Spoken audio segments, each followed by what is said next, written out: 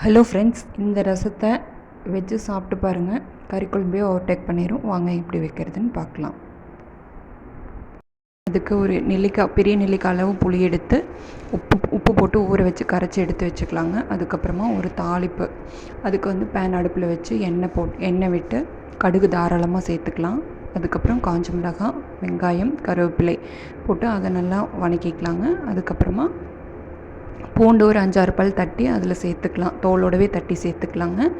கொஞ்சமாக கொத்தமல்லி தலையும் அதிலேயே போட்டு நல்லா முருகலாக வறுத்து எடுத்துக்கலாம். கொத்தமல்லி தலை லாஸ்ட்டாக போட்டால் போதும். நல்லா முருகலாக வறுத்து எடுத்துகிட்டு அந்த வறுத்ததை அந்த ரசத்துக்குள்ளே புளி கரைச்சி வச்சுருப்போம் இல்லைங்களா, அதுக்குள்ளே சேர்த்து போட்டு நல்லா நொறுங்க கரைச்சிடணும். கரைச்சதுக்கப்புறமா டேஸ்ட் பார்த்து தண்ணி, புளிப்பு அதிகமாக இருந்தால் கொஞ்சம் தண்ணி சேர்க்குற மாதிரி இருந்தால் சேர்த்துக்கலாம். இந்த ரசத்தை சாதத்தை கொஞ்சம் குழைவாக விட்டு அதில் ஊற்றி சாப்பிட்டா அவ்வளோ டேஸ்ட்டாக இருக்கும். ட்ரை பண்ணி பார்த்துட்டு எப்படி இருக்குது